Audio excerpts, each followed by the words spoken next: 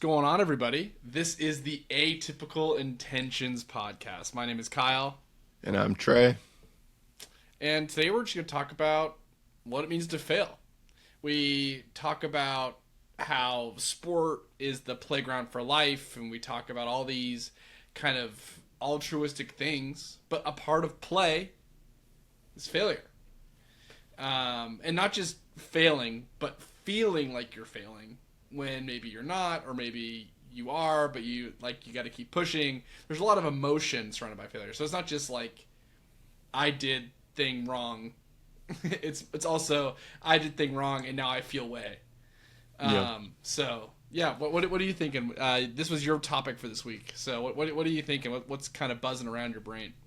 Yeah, I just think I want to shed some light on this idea that success is glamorous because, it's just not. The path to success, from my experience, is riddled with this constant hum, constant feeling of it just feels like you don't know what you're doing. It just feels like you're failing. It just feels like you're kind of just navigating with no real roadmap.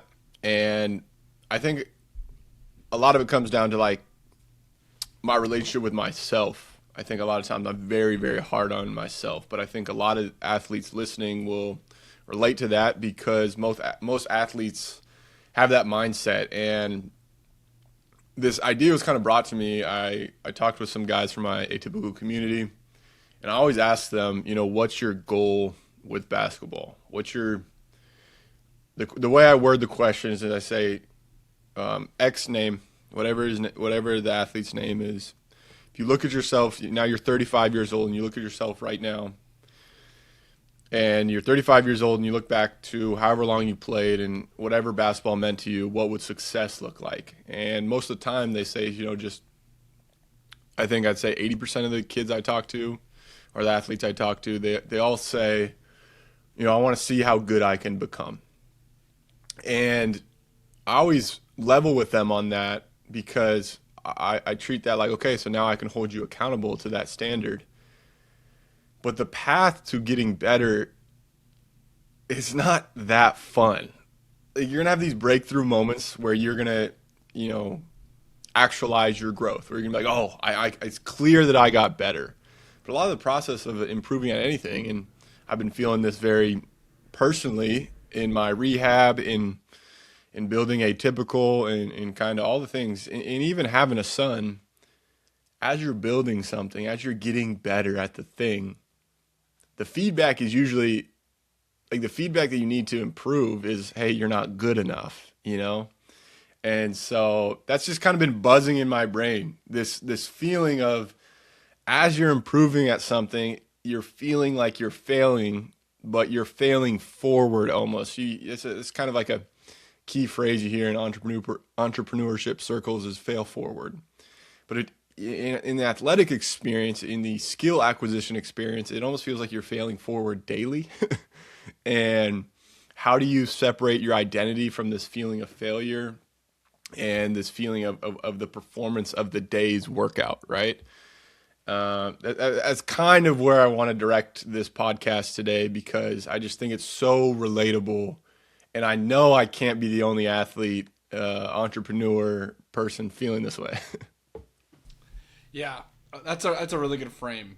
Or I guess even a better word be it's better primer for this conversation. I've been kind of obsessed with this idea of I want to be the best version of whatever I can be at this thing. Because I think it's kind of a cop out. I really do. I think that it is the answer you give when you are facing the mortality of your thing, right? So when you're a freshman in high school and you're on the JV basketball team and then you make a huge jump, right? And now you're a starter, like this is for you specifically. You're a starter on this, you're like the guy, right? Too, like you went from not on varsity to the main scoring option your sophomore year. Maybe you and Evan, right? Mm-hmm. And then you go from main scoring option to and apologizing on Twitter to like now you're leading a team to the state championships and you're competing and you get fourth in the state, right? And then you make another big jump where you're leading the state in every statistical category and you're a 1A player of the year and you get third, right? Hmm. And then you make the next big jump where you go and you're like, maybe I could be good enough to play in college, and now you're in open gyms with your team and you're like busting them and you're like, oh, I'm better than a lot of them. I'm not just good enough to be here, I'm better than a lot of them, right? So you're not thinking in that moment, you're not thinking I'm just trying to be the best version of myself, right? You're just thinking I'm killing, right? I'm Yeah. killing, right? Yeah. And what happens is once you start to question, can I get to the next level? That is when the statement of I just want to be the best basketball player I can be comes out, and I love it. I love that it's like this kind of self-reflective, kind of altruistic, maybe more philosophical version of improvement. I love that, but it only comes out in the context of like the thing that you don't know you could do, right? So like, for example, the highest version of this that we've seen in our lifetime is LeBron James, right? So LeBron James comes in the NBA and he's really good at basketball, and then he keeps getting better at basketball, right? And you never hear him in interviews talk about like, I want to figure out what it's like to become MVP, right? Because he knew that it was inevitable that he'd become an MVP. He knew that it was inevitable that he'd probably win a championship, even if the way he did it was some certain way. But towards like year 13 to year 15, he was like, I want to figure out what it takes to become the best to ever do this, right? And he starts talking about that. He talks about like He was self-proclaiming. He was self-proclaiming claiming himself before he was. but if you think about it through the lens of like he's like, I want to be the best to ever do it, is because he started to realize that was the one thing that he may not actually be able to attain, right? Like that was the one thing that he had to look at and be like, that's what I'm working towards, because I finally hit my first obstacle, right? So all that to be said, right? All that to be said, I think failure is a really important part of like self-reflection, because you don't learn more about yourself when you just keep blowing by milestones, right? You learn more about yourself when you go up against a milestone that you want, and then you receive kind of feedback. You receive a blocker, right? You receive this thing that stops you from moving forward. And so then failure really becomes like the go, no-go moment, right? Like, do I keep going or do I stop? And so therefore it is the gate between you and everything you've ever wanted, right? Yeah. So I don't know if that resonates with you or if that was too long of a diatribe, but No. I would just push back. I totally get what you're aiming towards when you say like the cop out phrase of I want to become the best athlete I can become, and I do think that's sort of the blanket statement you can make. So level with me and say what's the alternative to label it? Be like, I want to make varsity.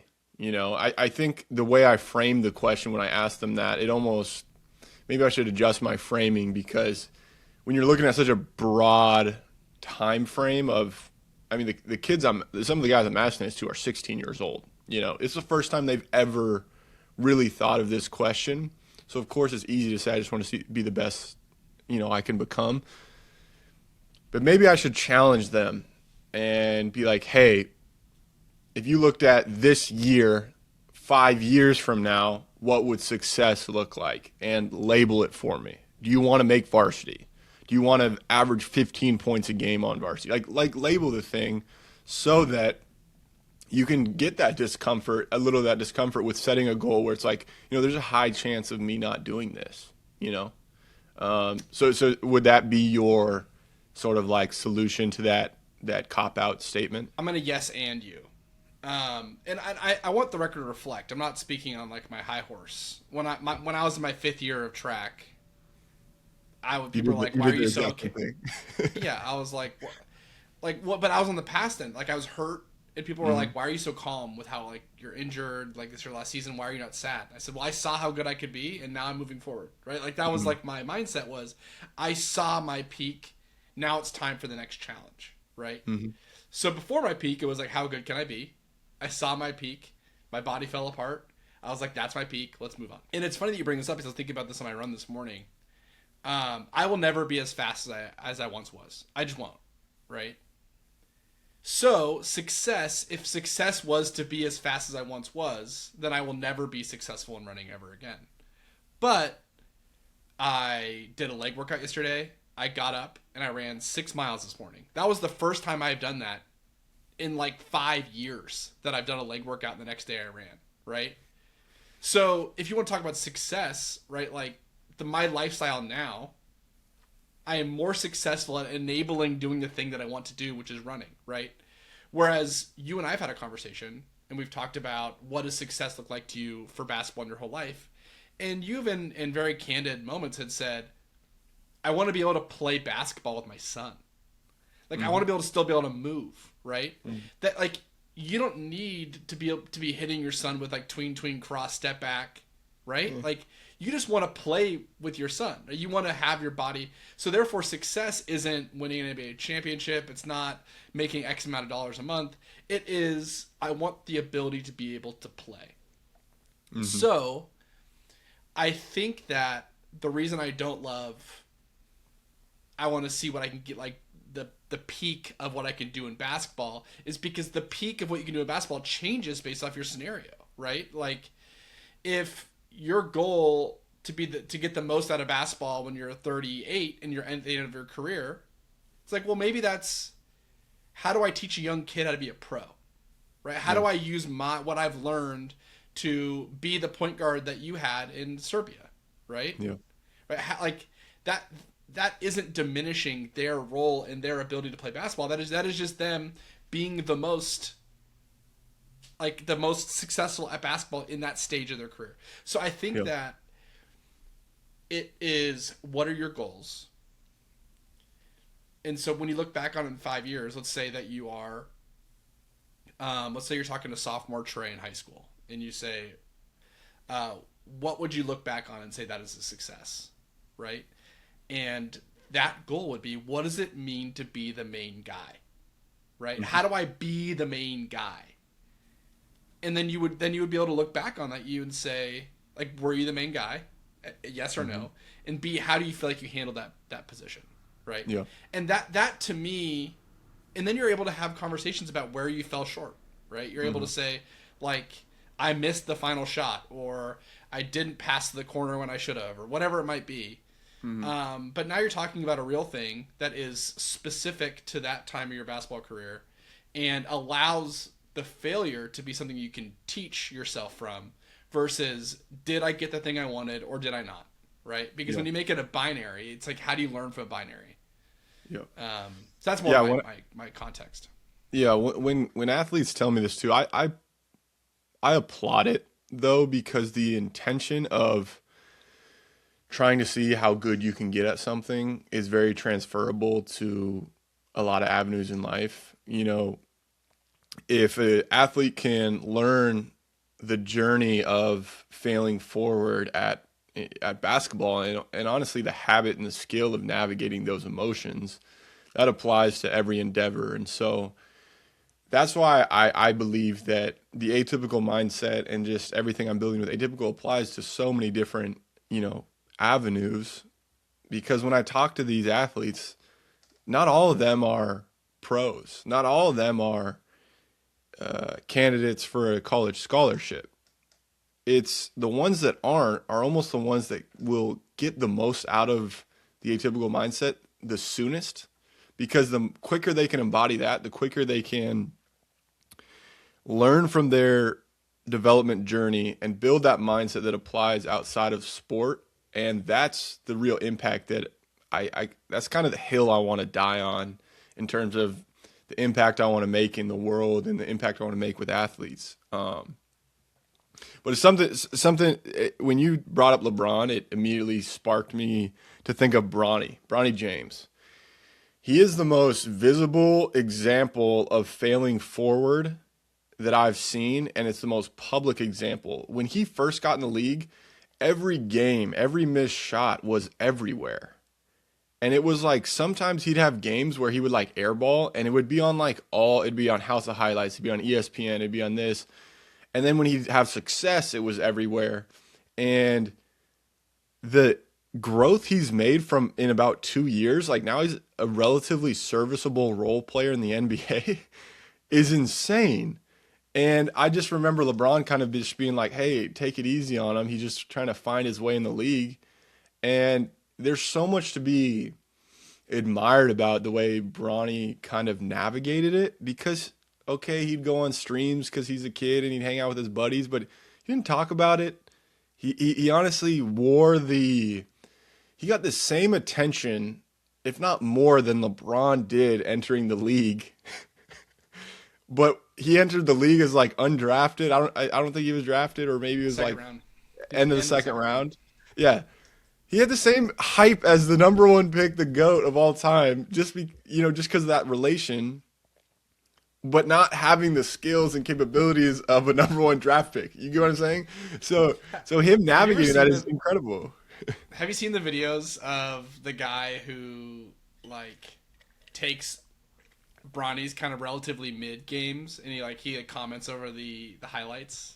No. And every time he gets a rebound, he calls it a big Bronny board. and then like he sometimes Bronny will like take the ball to the net and then inbound it, and he like he'll like count that as a big Bronny board. Um, or like he put himself in a good position for a big Bronny board. Um, so I do agree with you. I do agree that he has handled that moment really well. And he has gotten better, right? The early on when he was like in sophomore in high school, people were saying, "Oh, he's gonna be a better shooter than LeBron. Like he's a better touch than LeBron." Yeah. And I wouldn't say that he has a better. I don't think he has a better 3-point percentage than LeBron. But his role is to catch and shoot. Like that's a piece of his roles when he's in the game, and typically it's garbage time. He goes in and I think he had a game with like 3 threes. I think he hit 3 in a row. Yeah. He plays good defense, good defender. Yeah, he's kind of like a less athletic, better shooting Gary Payton Jr. Gary Payton III. Yeah, there's definitely some relation there for sure. Yeah. Whereas Gary Payton quite literally plays the 4. At like 6'3". Yeah. Dude, that finals run was one of the most incredible. Yeah. I think that he was my favorite player from that finals run because he was quite literally on offense playing in the dunker spot. Yeah. But also if you look at the way the Warriors play, they interchange whoever that person is in the dunker spot.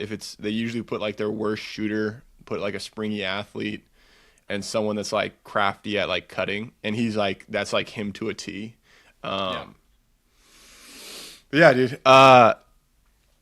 So I got something else I want to talk about too. So we talked about kind of this failing forward, but I want to ask you it's not something else, but it's more getting outside the sphere of basketball, back into that real life, that entrepreneurship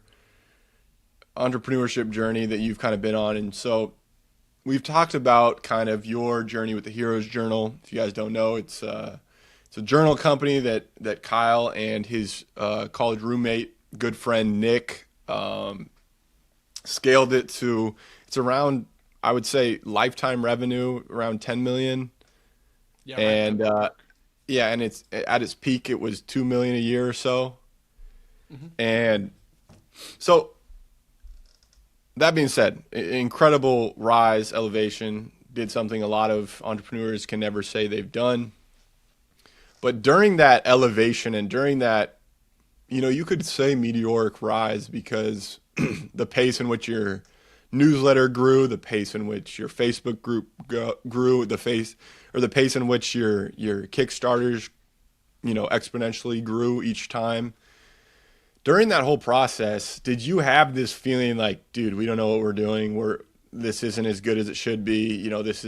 Or did you kind of get to a point where you get over the hump and you're like, oh, we kind of got it figured out? or did you ever get to that point? Yeah. No, every day felt like a complete failure. Um, every day I was going to bed thinking about all of the things that I did wrong. And this is like the difference between being an all-around player and a specialty player, right? When you're an all-around player, you're gonna feel probably more of the things that you're not great at, right? You're gonna think to yourself, you're gonna think about the guy on your team who's super athletic and can dunk anything. You're gonna think about the guy on your team who can shoot 90% from three in practice, and you're gonna think to yourself, well, why can't I do that? Like, why am I not that guy who's really good at that one thing? And then you start to think to yourself, why am I the one in this position? Why do they keep giving me minutes? And then you forget about the rebound that you're diving on at the end, crunch time, and you forget about the fact that like you're like a glue guy in the locker room, to use a phrase. That's what being a founder is. A founder is being somebody who is willing to be bad at almost everything and show up and just keep doing it. And the only thing that you get from getting better is that it doesn't take as long the second, third, fourth, fifth, sixth time. Like you will never feel like it's good enough, right? And one of the big kind of early values that we had was never let good be the enemy of great, right? Is something good enough? Is something gonna move the needle? Is doing this way and stopping at this product, is that gonna get us to the next step? And typically it was, right? Typically it was, if I spend more time on this, I am losing from all the other parts of the business. So for me, as I leave this entrepreneurship, like as I leave my business and I move into kind of my second phase, I am trying to figure out how to be a specialist. How do I offer a lot of value in one vertical, right? Whereas I'm used to offering a little bit of value in everything. And it's been really difficult, right? Because it's painful on the other side, because now you are judging your success or your value based off of how much impact you can make in a specific vertical in a business, right? So right now I'm working with a lot of marketing stuff. Everything I'm doing is pretty much marketing centric with a little bit of logistics. And like that's a lot, right? And marketing specifically is, what have you done for me lately? So it's not just did you do a good job that one time? Like, let's look back at that really great thing that you did. It is like an 82 game season in the sense that you have to show up every single day and provide and put up numbers. And just because you had a good game last week does not mean that you are going to have a good game this week, right? You have to be in perpetual motion. And the goal here, and this is like the bridge between sport and play and like business and career and stuff like that, right? Is it's not about not failing. It is about recognizing your failures, admitting to them, and then figuring out why it failed and never letting it happen again, right? Or if it happens again, at least make sure it's a different way that it happened the second time, right? And it, like, there is so much pressure and there's so much security tied into, I'm the guy that you can rely on. I always come through. I always pull through. I always hit the three at the buzzer. And a lot of times you're able, when you're in a career, when you're in a job, right? When you're a W-2 employee and you work for somebody and they give you a paycheck every 2 weeks, the security is, don't ruffle any feathers. Don't shake the tree. Don't try to see what comes out. Just like, do your job, show up, do the work, right? When you are in complete ownership of your thing, all you're doing by not admitting your fault is kicking the can down the road, because whatever that fault was, it will rear its ugly head again, and it'll be worse the next time. Hmm. It'll be a much bigger problem the next time, or you'll hurt the relationships with your employees or your co-founder or whoever it might be, right? Because it doesn't matter what happened. What matters is we find out why it happened and we figure out how to avoid doing it again, and we move forward, right? Yep. And the last thing I'll say about the entrepreneurship journey, and I think that this applies to specifically sports, is everyone will like people will come to you when you're like have what people think is a successful business, and they will tell you like, oh, I had a business idea one time. I had this big plan. I had an 18-month business plan set out for me, and I was ready to do it, and then like funding fell through, or this thing, or life got busy, or whatever it is, right? They will give you a reason why it didn't happen, and they will say, but it's really cool that like your plan worked. Like it's really cool that like your thing did.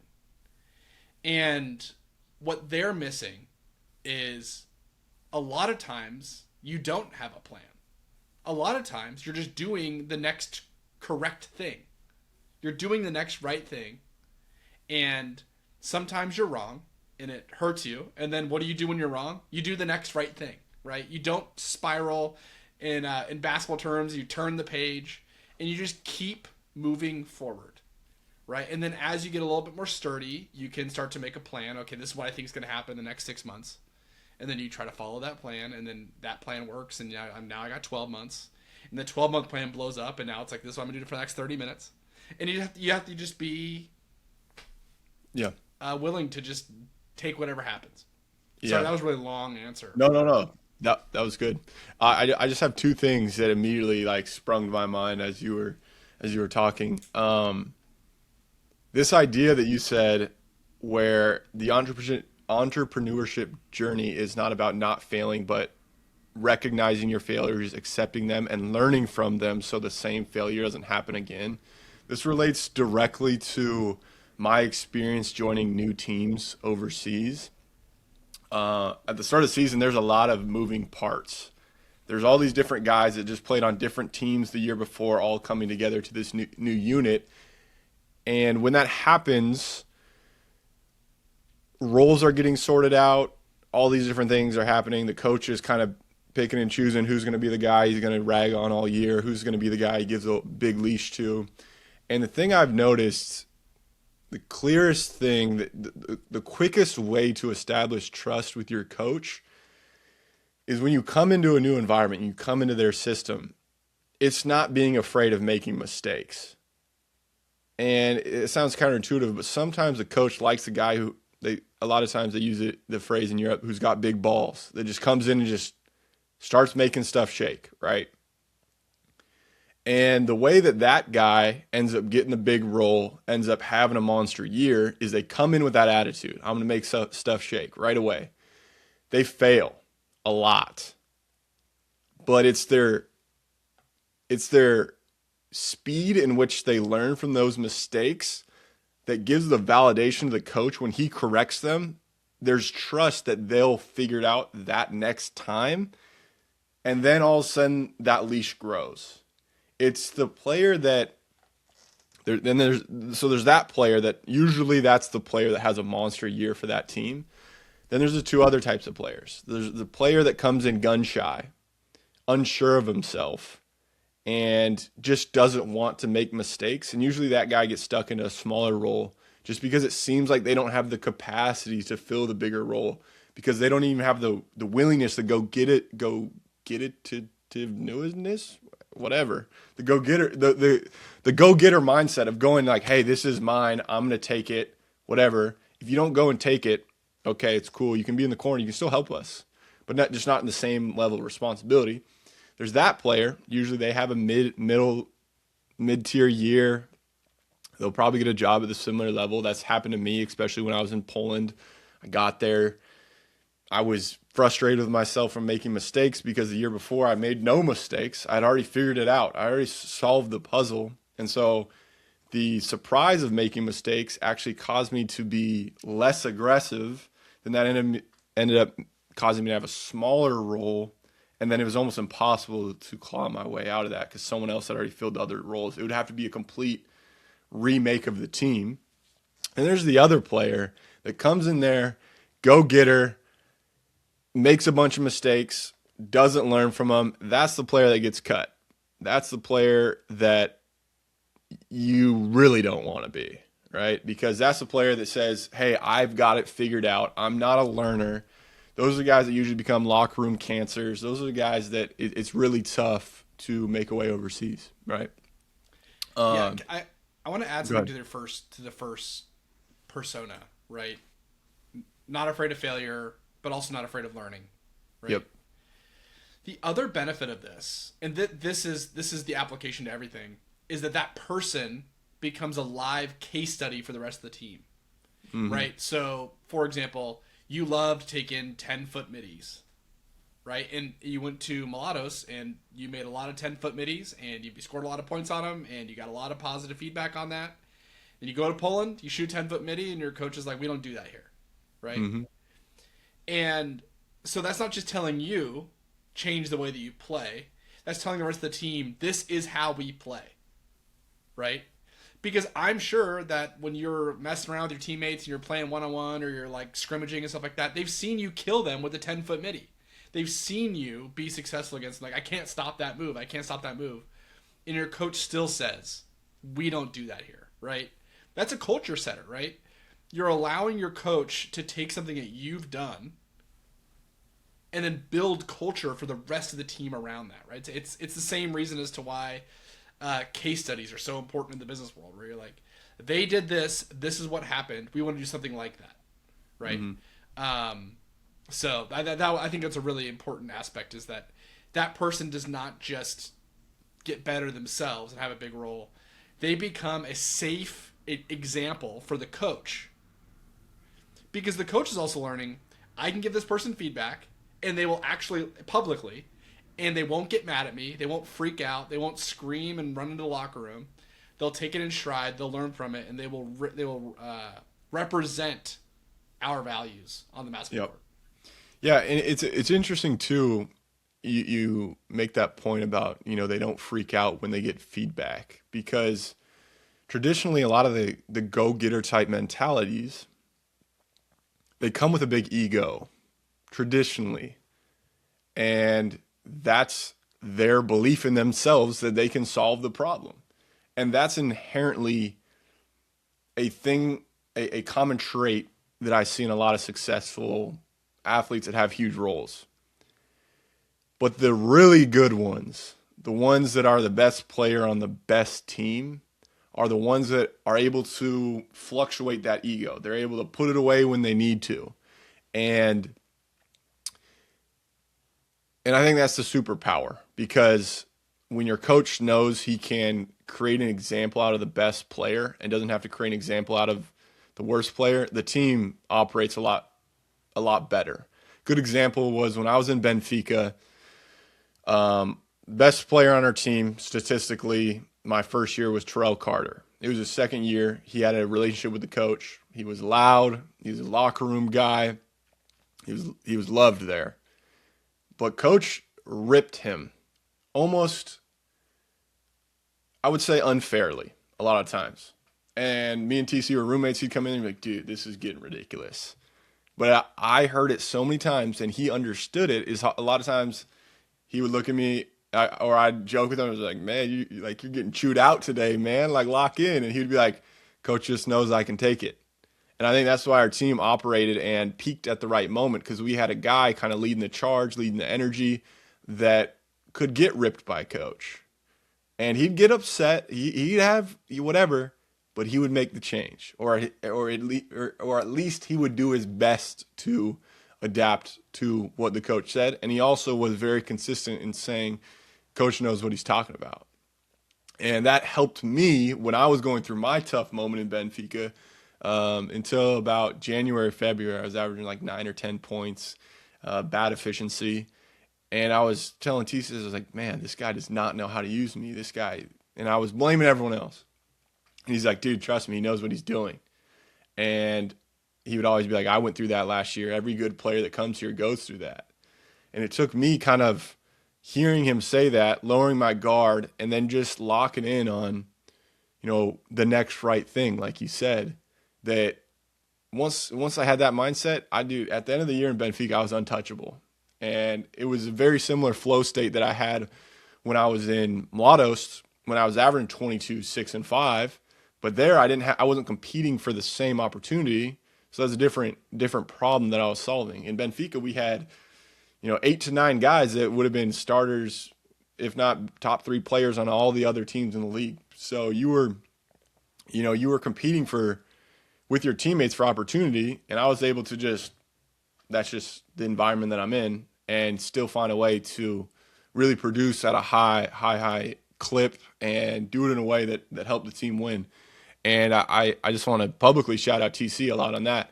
But yeah, so we've talked about a lot, man. We've talked about this constant feeling of failure. We've talked about receiving feedback from coaches, how to navigate that, how to interact in a new environment, and it just goes to show that every concept that sport brings, there's offshoots in every other direction, and there's the spider web is so complete, and it just takes the time and the conscious effort to evaluate experiences and kind of give yourself some of those, like you said, don't make the same mistake. Give yourself feedback so you can sort of piece together how things fit.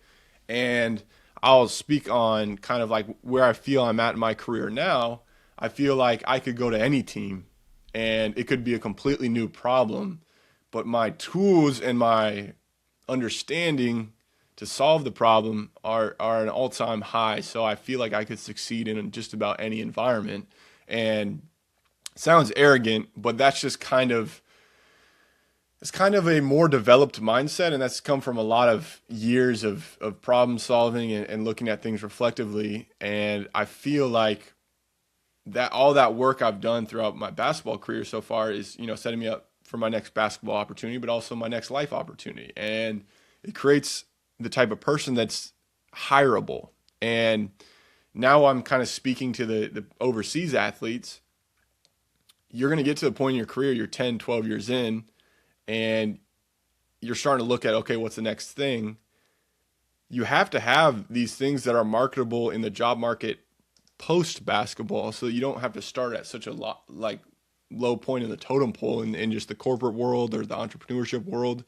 And that's kind of one of my intentions behind building Atypical as well, is how can I show people that I have these skills that, like, I've actually harnessed the learnings from basketball. I'm not just going to put on my resume, good team player, I want to actually have visible and tangible things so that, for that next endeavor, whether it's Atypical, whatever it is, hopefully 5 to 6 years down the road, 10 years, whatever my career becomes, my basketball career becomes. But that's kind of just a little thought loop tape running in the back of my mind. Yeah, I think that's great. We've had this conversation, and I've talked to my dad about it, actually. So my dad's a career corporate recruiter, right? So he also served in the military. And we were talking about, how does a professional athlete put this on their resume, right? Because 99% of European basketball players will not be able to retire in the United States with the money they made, right? Mm-hmm. Like for the most part, it's a really great living and you're making great money, but you just won't, you're just not going to be able to retire at 32 and then die at 90. You're just not going to make enough money to take you that distance. And we were talking about I think it's a similar pitch. I think you leave the military and you leave professional athletics with a similar pitch. But the layer on top of that is, how are you able to prepare for that interview, right? Like, yes, if you walked into Microsoft, they would be like, this is a really impressive person. He built a direct-to-consumer business. But that still doesn't have anything to do with Microsoft, right? It's still very different. But you're just showing your competence, right? You're showing the thing that makes you a good decision. So that I wanted to tell you that part. But I also want to add, I have a plea. I've been thinking about this since our last podcast with Sean, Hoops W Sean on Instagram. Go watch that interview if you haven't watched it yet.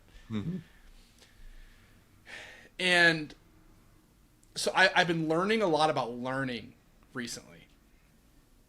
And a piece of learning is the skill of going into your brain and finding information, right?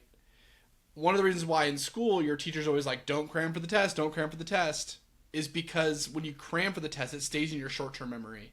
It never gets logged into your long-term memory, right?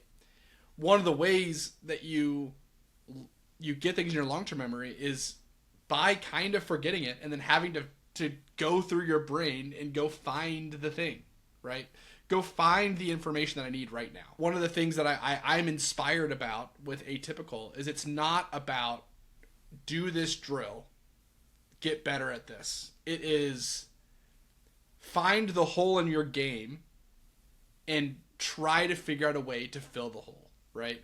I will give you stuff that I do for holes in my game. I will give you the blueprint for how you can lift or how you can do that. But like, it is going to be specific to you, right? And this is my plea. If you have a problem, if you are a basketball player and your coach says, hey, you're not shooting a high enough percentage, or God forbid you're a big man, you're not allowed to dribble the ball, right? That's a very common thing, especially for high school basketball players. If you're a big man, they don't let you dribble the ball. Don't just go to YouTube and type in big man handle drill. Don't do that. Get a basketball and play. And try to think about scenarios when you're playing that you've had to dribble the ball in basketball, and try to just in your head play out the scenario and dribble through that scenario. What would I have done differently? I would have done 2 dribbles in, give him a shoulder, retreat dribble, crossover, land, right? Like, think, don't necessarily don't watch the film. Just think about scenarios. Go retrieve those experiences that you've had, and then on the fly try to solve that problem. Because when you start to watch an Atypical video or a Hoops W Sean video, shout out again, then you're able to put together the pieces. You're able to think about not just the situation.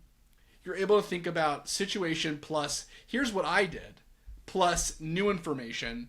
How can I combine all of these things to make me the best version of the role that I have right now? Because that's how you learn anything, right? That is how you learn something, right? You get into a situation and you're not enough. You're not ready for it, right? A lot of times this is met with imposter syndrome. This is met with, right? But the people who put you in that position typically have a good idea of why you're in that position. So you're in over your head. You have to think of all of the things you've ever experienced. It's kind of like an anime scene where they like do flashbacks and they're like, oh, I like the wax on, wax off, the Karate Kid thing, right? Like, I learned a version of this back then. I'm going to use this right now. It'll typically be good enough, and then you will refine that as you move forward. And that's how you build mastery. That's what 10,000 hours does for you.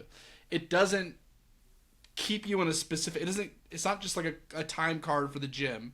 It is continual problem solving. And that's my plea, is stop just watching videos. Try to play. Yeah, I think what you're hitting on too is, I believe it was Kyrie that attributed a lot of his ball handling to his creativity and his hours alone in the gym. Because when you work out on your own and you have to do that visual imagery in your head, that is essentially one of the highest forms of film breakdown, one of the highest forms of reflection and really trying to cement skills. But again, I think real learning, and I'm also reading a book on skill acquisition called How We Move by Rob Gray. It's a very CLA, constraint-led approach, training philosophy. And his main gist of it is the coach's job is to manipulate environments, and in order that certain solutions are magnified. And it's a matter of not giving you the solution, but giving you an environment where you can figure out what solutions work best and optimally for you. And I really think it's really powerful because I think that level of learning cements skill acquisition a lot more concretely than if, a coach tells you to do, layups and you do 1,000 layups. Okay. Maybe some of the more basic skills need that foundation of repetition, but actual cementing these skills into the database that you can pull from subconsciously while you're playing in a dynamic athletic environment, you need to have that rep of self-organization. Hey, these are these skills that I know. These are these options and potential solutions. I'm in this environment. Let me this is the optimal one. Let's see, right? And so I think there's huge value in that. I think it's incredible. I do think there's a nuance to it. I think some things have an optimal way. I think some skills have an optimal way of performing them. Our guy, I say our guy, but a guy we both really think is a high level basketball mind is Mr. Coach or Coach Midrange, Mr. Coach Midrange. Shout out, Mr. Coach Midrange. We want to get you on the pod. But he had this. He produced a lot of really cool in-depth content, and he was like just reading through a CLA book by Alex Schwarma. He's another top guy in the CLA kind of movement, and one of his points was he sees the value of CLA, but he also thinks sometimes to save time, you can just give an athlete the optimal solution. Like, hey, if you're going to shoot a hook in the post, the baby hook with the off arm guarding it is the best chance of success for you. And he says if you just give them that solution, sometimes it can accelerate development just because they don't have to do all that work in figuring that out for themselves. And so it's essentially a shortcut to rep it out.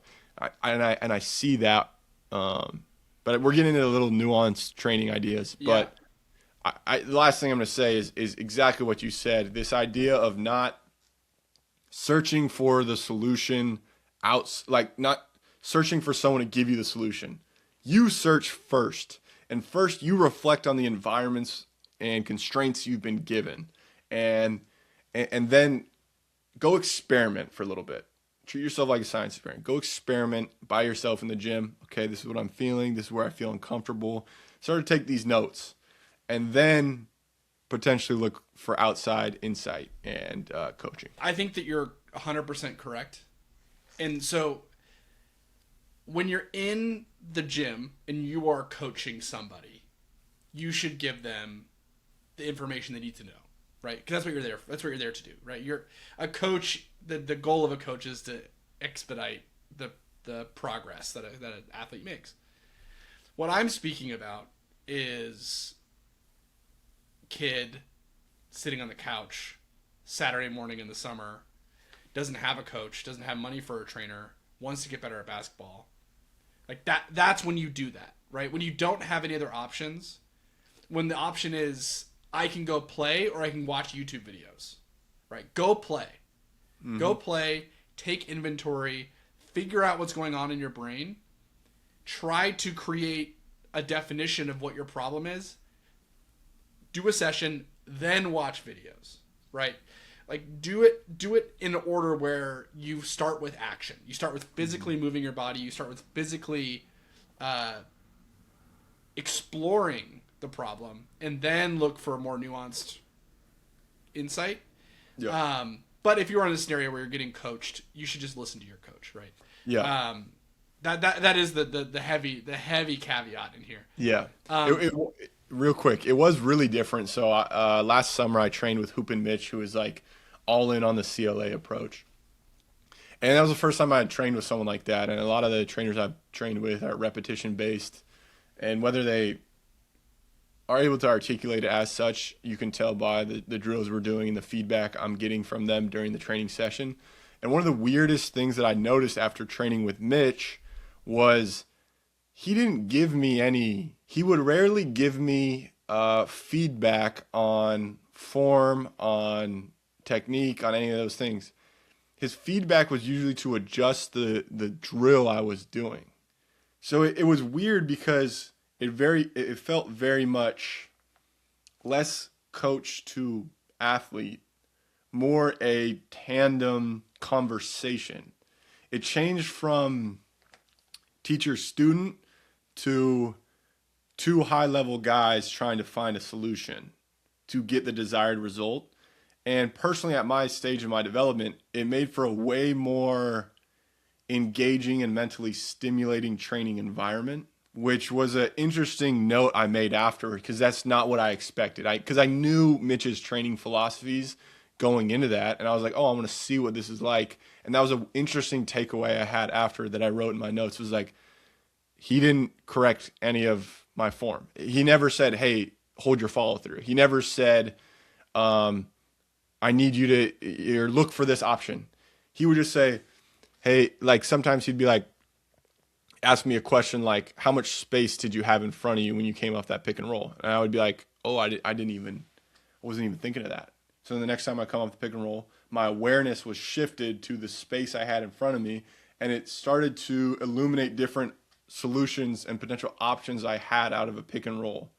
And so it was very, very interesting, very, very interesting and kind of enlightening training experience that has, I'd say, shifted a lot of my perspectives on how to actually give back to athletes, because I have a PDF, or I have a Google Drive with PDFs of all these workouts. And I'm like, hey, there's a lot of value there. There's starting points. But if you followed all those PDFs, like I might be shooting myself in the foot business-wise, but I don't know if you'd become the player you want to become. There's so much nuance to it and so much that you need to search for that result. And so it's taken my kind of approach to atypical, and it's hard business-wise because what athletes want are solutions and just, I do this, I get this. But that's not going to make real impact, so it's hard to market it, I guess. But that's kind of like, again, I've talked about my heart and my intention behind atypical, but that's one of the other things that's kind of been floating in my noggin. That was a really good articulation. I'll give you the business version of it. So there's a really famous marketing book called Building a Story Brand by Donald Miller. Oh yeah, gave that. And one of the biggest parts of that framework is your company is not the hero of the story. The customer is the hero of the story, right? And a lot of times, skill-based trainers make drills that make them look high level. From what you're describing, Mitch was walking alongside of you with the workout and asking you questions about how you felt or what you see, and helping you discover more about the workout by giving you a second pair of eyes, right? I'm sure there is, if like we had a supercomputer that knew everything, we could type it in and it would give us some perfect ratio of skill-based coaching versus CLA. But I really am happy that basketball development is moving in a direction where there is at least a place for, this training is not about me. This training is about getting yourself to know more about yourself, right? What do you notice? What do you see? How do you feel? And I mean, it's the same logic that Josh uses for your PT, right? It's like, listen to yourself. I am here to give you things that could put you in a position for you to learn more about yourself, right? I think it's very beautiful. Yeah. To conclude this podcast, I don't like hating, but there's going to be a little bit of hate here. But a lot of times you can identify a trainer's intentions by the way they use their business in terms of their personal brand. You look at a guy like Drew Hanlon. You look at a guy like Peter Danileve. These are both, they're huge on Instagram. And I'm not hating on using training as a vehicle to overall personal success, but it becomes like a celebrity trainer, almost like a celebrity basketball trainer. and the intentions start to get jaded. I know you have to protect your time and like you want to work with high level athletes, so you're going to market yourself as such. But when it becomes like they're the face of the brand, I'm not saying it's a bad thing, but as a young player looking for a voice of reason, I'm not sure those guys are the ones you want to start out with, especially early in your journey, because their goals have changed with their elevation and their level of clients that they can work with. So watching KD do a workout with Drew Hanlon, it just doesn't, it's not meant for the young hungry athlete. It looks cool. It looks like it has a lot of transferable skills, but it's just not really what's going to move the needle for you at your current position.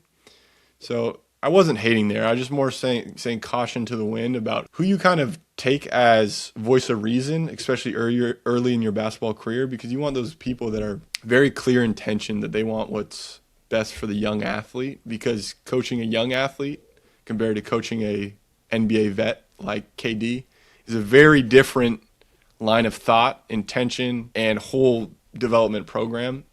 And they're not really like transferable directly, like later in your career, maybe. That's kind of the caution I wanted to throw to the wind. You got anything else on that? The big thing with development, and especially when you're giving someone money, and this includes atypical. So if you're thinking about giving money to atypical for whatever reason, this is something you need to understand. You are trying to buy a solution, whether that be buying merch because you want to represent a belief, whether it be part of the community. Like, you're looking for some sort of result based off of the money that you spend. So there's another side of that coin. What is the company trying to get, right? Like, is the company trying to push a value, a perspective, a mission for the world? Is the company trying to, like in the Drew Hanlon scenario, are they trying to grow a bigger personal brand so they can grow bigger and bigger athletes, right? When you're on YouTube and trying to start a business and you're watching a drop shipper talk about how to do drop shipping, it's like, what are they trying to get out of it, right? And so when you listen to Trey and I talk, it's not about us having the nuclear launch codes and being able to give you information that's going to turn your career into this like astronomical rise. It's about hearing our perspective and questioning everything. Why are they talking about this? Why does this matter to them? Why are they doing this? And when you get to the end of all of those questions, if you feel good about it, then jump in. But for example, like KD, like, I'm sorry to say this, but every single person listening to this podcast, unless KD is listening to this podcast, is worse at basketball than KD. And for him, maybe there is like a Drew Hanlon 1.1% I can get better at this one thing type of drill. You have bigger fish to fry. you have bigger fish to fry. And so like that's not going to help you anyways. That video is for engagement. That video is for entertainment. That video is to see KD do a drill. That video is not for you to get better. Yes. And I'm sorry to say it. Yeah, for sure. Well, awesome, man. I think another great podcast.